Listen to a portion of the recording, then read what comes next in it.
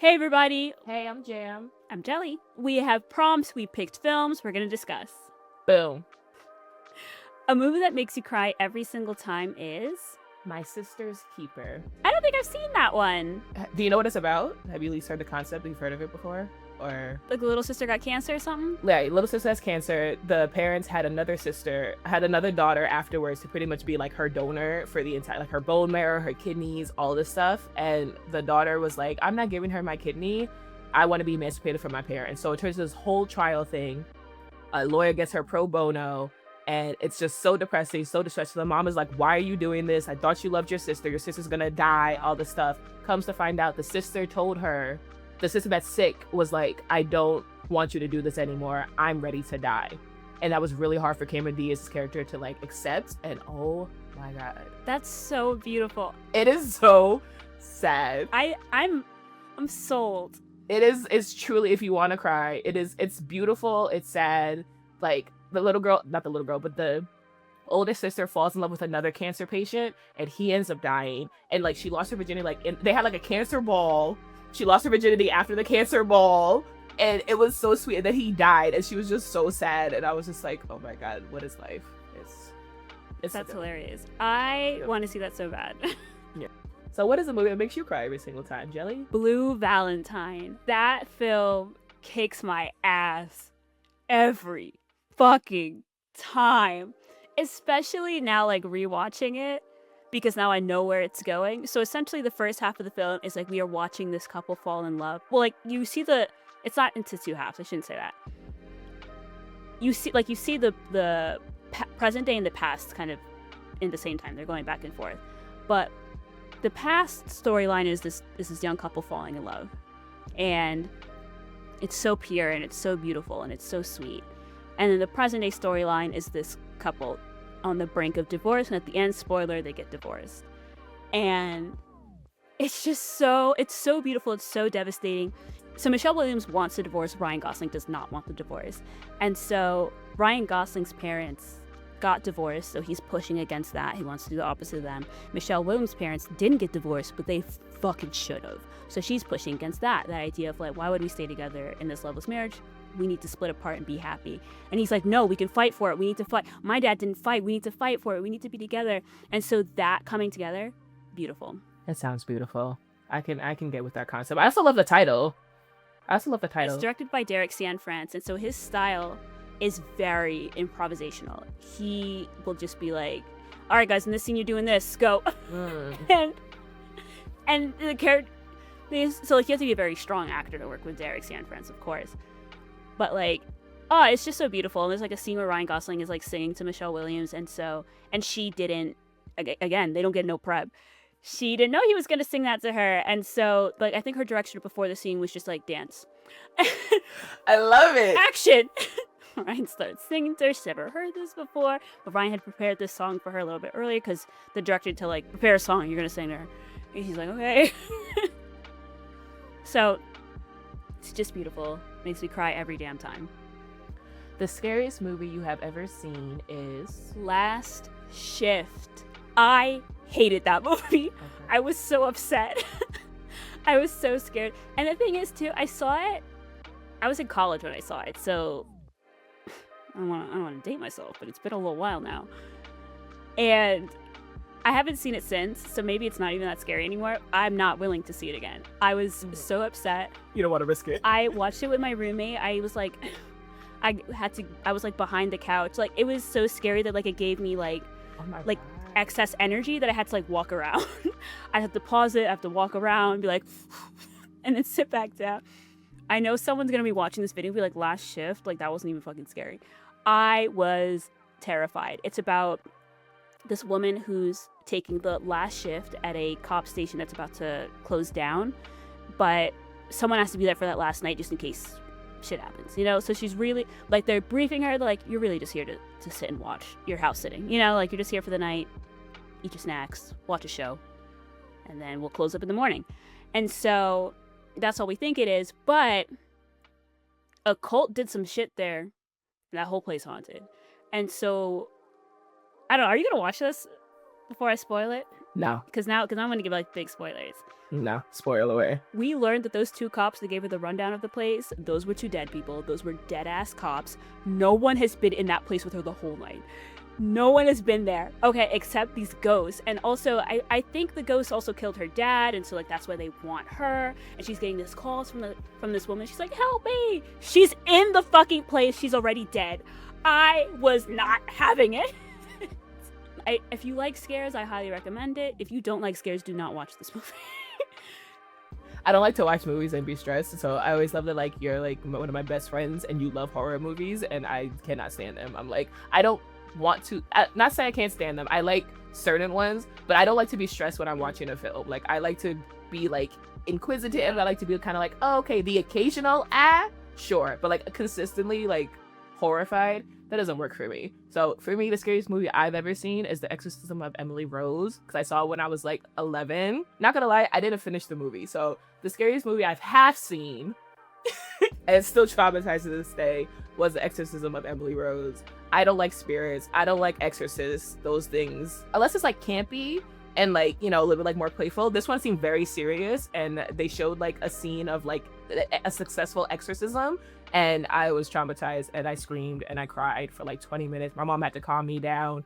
So I will always say that is the scariest movie. I've probably seen other scary movies since then, but that will forever be a traumatizing PTSD event.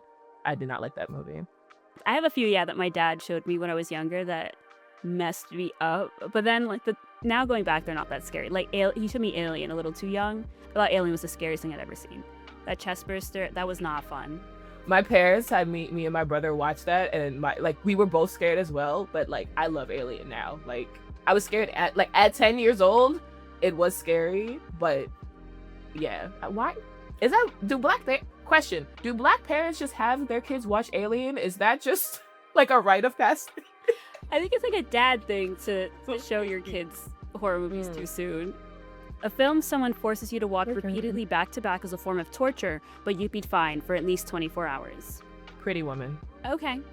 And I say Pretty Woman because I have mixed feelings about it. So when I was thinking about this question, I was like, do I pick a movie that I enjoy so it's not torture? Or do I pick a movie that's like in between where it's like, I'm not thoroughly enjoying this, so it's gonna piss me off, but I can at least last for 24 hours. And so I thought of Pretty Woman because I love Julia Roberts, so I'll be okay with that. But just the overall concept of Pretty Woman is just so outdated, and there's just so many things wrong with that film, in my opinion, that watching it for 24 hours, I would be very annoyed.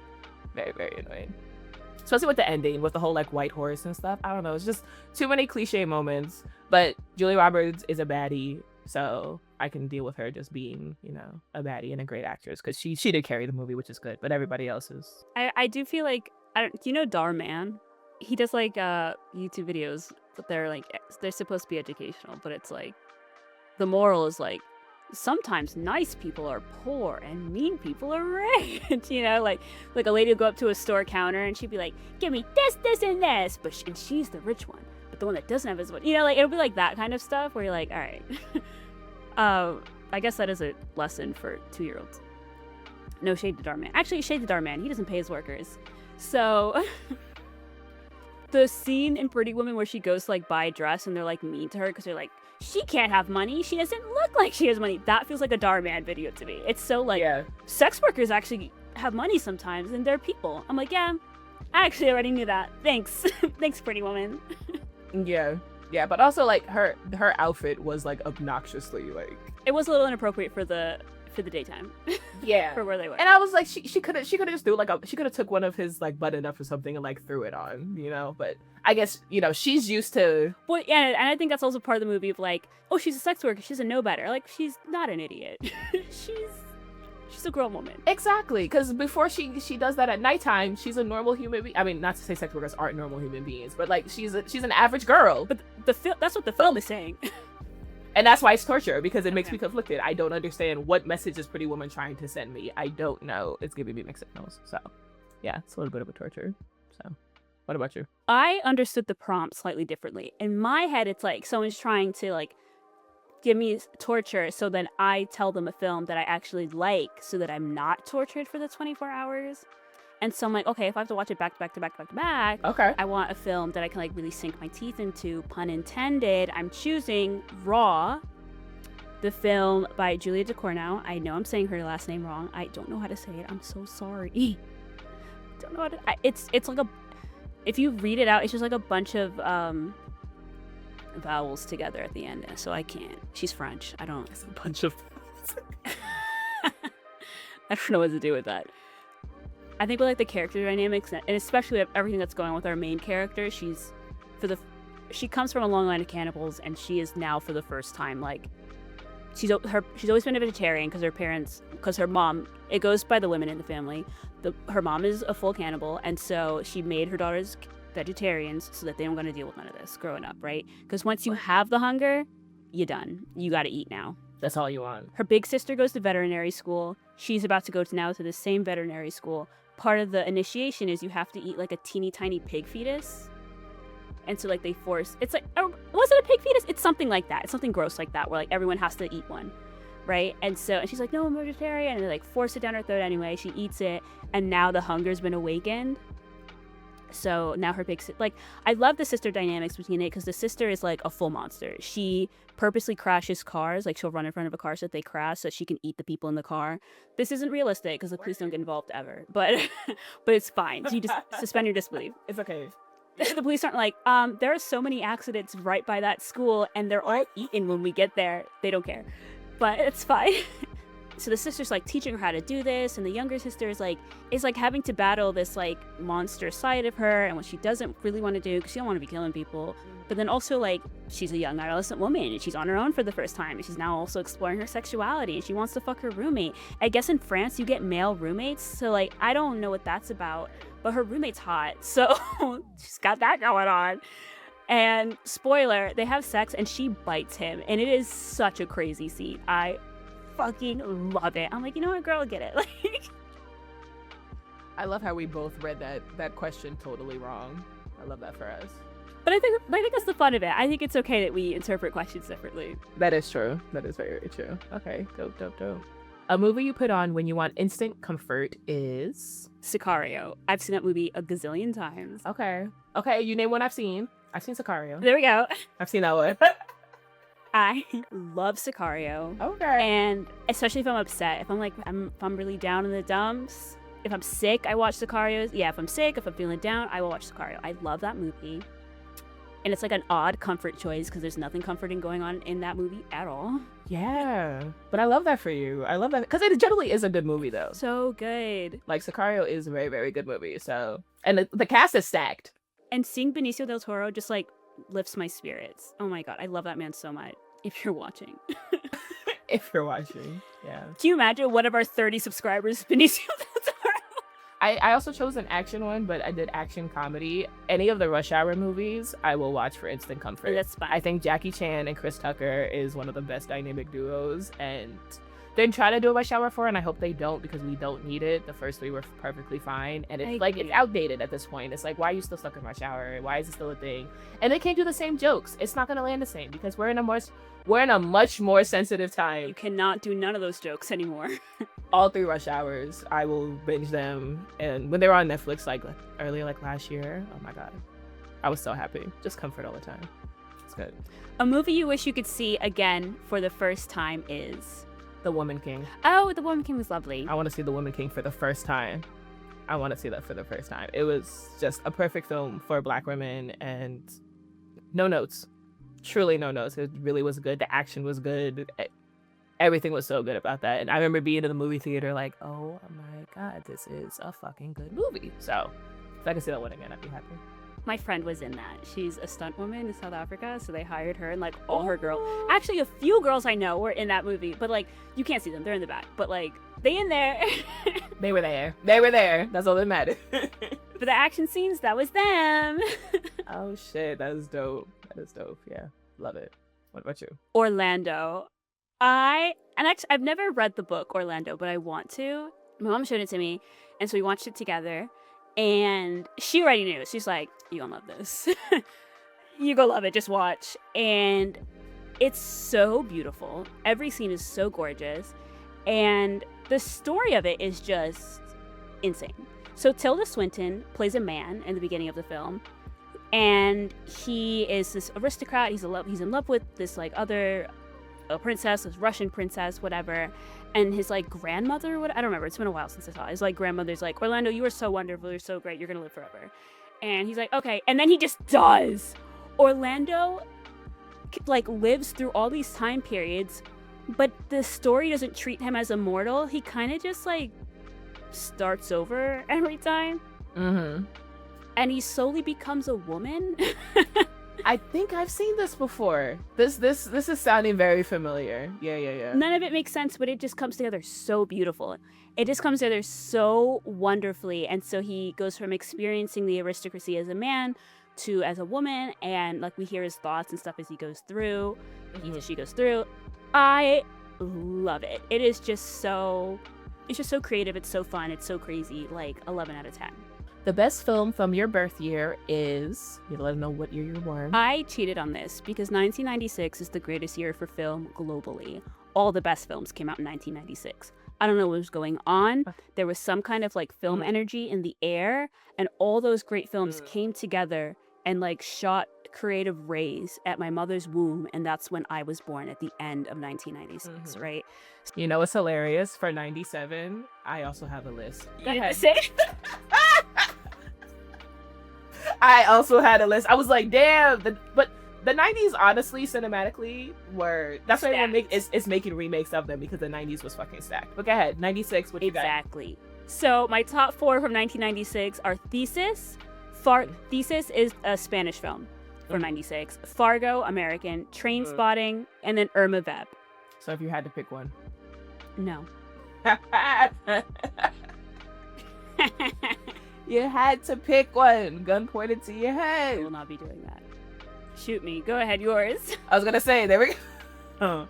So my birthday is 1997, and I went down the list, and I was like, oh, okay, so the obvious like things that people would probably say is like Titanic, Men in Black, all those things. That's not it for me.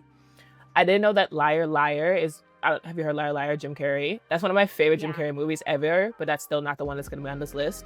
Anaconda also came out in 97. Anaconda's cool, but it's still not number one.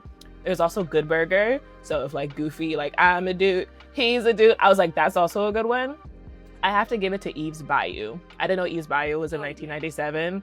So I was like, out of all of these, Eve's Bayou has to take the cake. That movie was so good. And all black cast, heavy hitters also is like very well-known people now that still have careers to this day. Just like the spirituality in New Orleans, like it was based in New Orleans, please let me, I think, yeah, because it was the Bayou. Yeah, definitely. New Orleans, like the little bit of like spirituality and like magic in like the black community that you only see if it's like, oh, like we're vampires or whatever, but this is real like deep South, like now get in the trenches of voodoo and things like that. And it's a tearjerker. And it's so dramatic in all the best ways. So dramatic. No, yeah, so. that's a fantastic choice. Thank you. Yeah, Thank you. Hard agree on that. Thank you so much.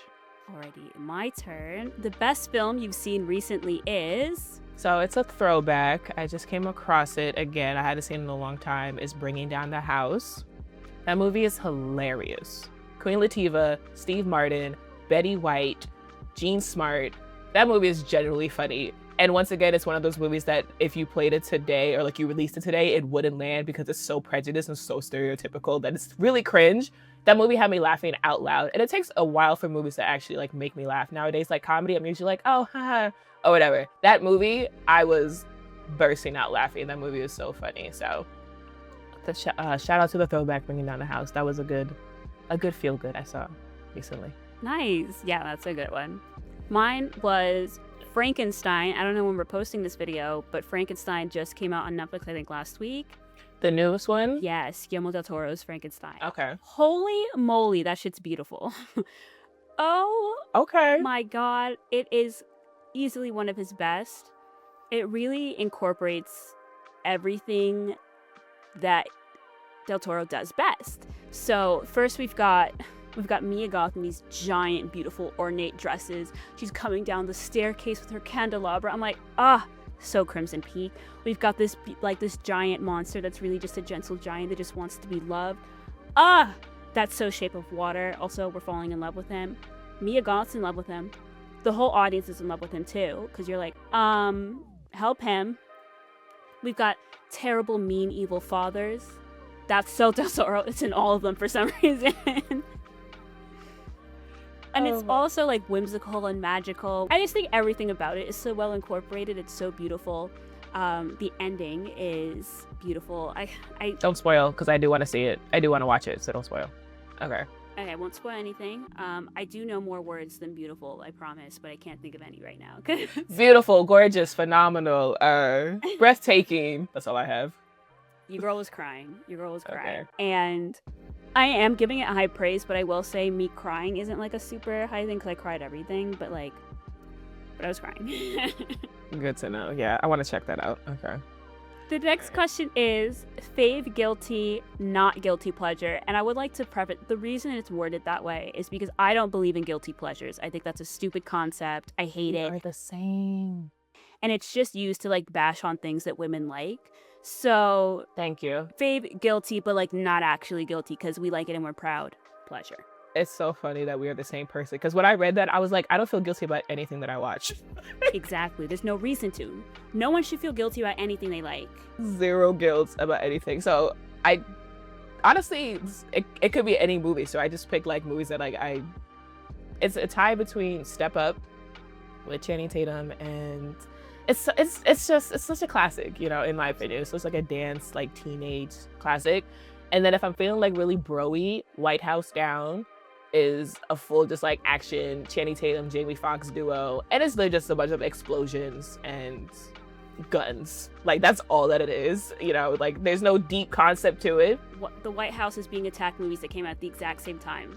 Yeah, it's like Angel Has Fallen or something like that. I think that's what you were talking about. I know what you're talking about because my parents are very much action-y, the same recipe of types of action movies. So that's probably what it is. But yeah, White House Down and Step Up are I guess my guilty, not guilty pleasures. It could be any movie, but those are the ones that came to mind for this answer. So those are mine. So for this, I decided to go for a quote unquote chick flick because that's the direction people mean, typically when they say guilty pleasure, but why give it the preface of it's just used to diminish things women like, we're not guilty, Yeah. So my pick for this is John Tucker Must Die. That movie is perfect. That movie's so funny. I don't know how I haven't seen it in a long time, but when I was a teenager, I'd watch it just constantly. Yeah, and it would be on TV constantly too. So anytime it's on TV, I was like, yep. That movie never gets old. Yeah, the shit was on TBS, Freeform, whatever. Yeah. It was so fun. Oh my god, I loved it. Also, the title is fantastic. John Tucker Must Die. That is such a good title for a quote unquote chick flick. Yeah. A film with your favorite villain. For this, I'm choosing Robert Pattinson in Good Time. That movie is still one of my absolute favorites of all time, and I think Robert Pattinson's performance in that is one of my favorite performances of all time. And Robert Pattinson's just the worst dude ever. And we watch him go through a truly noble mission to save his brother from a situation that he fully got his brother into. And he just steps on and manipulates everybody in his path the whole time. And it's so exciting to watch. It is so riveting. It's so safties. I love it. Absolutely love Good Time. And love Robert Pattinson. He truly transforms. He does so amazing in it. Yeah, Robert Pattinson, he's been on a nice wave recently. Just consistent hit after hit after. He's a generally good actor. So, and I'm glad he's consistently working and not just doing the big, Batmans and stuff. He's doing the niche ones and things like that. So yeah, but I wouldn't even say recently. I feel it's been a 10-year streak at this point. No, consistently. Yeah. Consistent. I will say when I say recently, it's been continuous. He's been able to sustain a really steady career since he started. So, and you can't typecast him because you really never know what he's gonna do next. So my answer is my favorite villain of pretty much all time is Jigsaw. So, but specifically, I'm choosing Saw 3. And I'm choosing Saw 3 because Saw 3 is the one where Jigsaw's in his death, pretty much on his deathbed, and he has the doctor that has the choke collar on him. And there's the father who has a drinking problem or something is going through. Yeah, you remember? Yeah, so and no problem.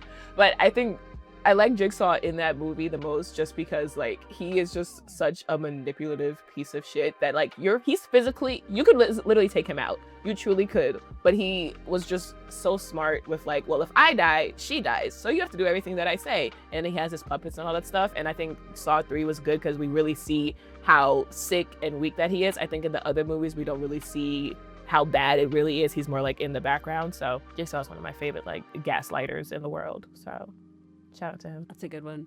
He gets people, well, I mean, and I get that's the whole thing. Like, that's his whole thing. So I'm not, like, knocking the creators or anything. But every time I'm like, dang, like, that person deserved it? Jigsaw. Like, chill. I can think of 12 people that deserve it more. Like, yeah. He be picking his victims off of, like, vague stuff. He's like, oh, you littered?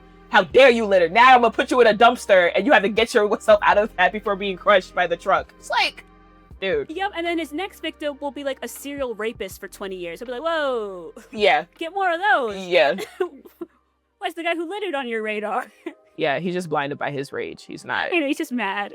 He's not clocking. Yeah, that's fair. But I think he's still very, very smart. And the final question of this video. A film with your sexiest man/woman of the year in it.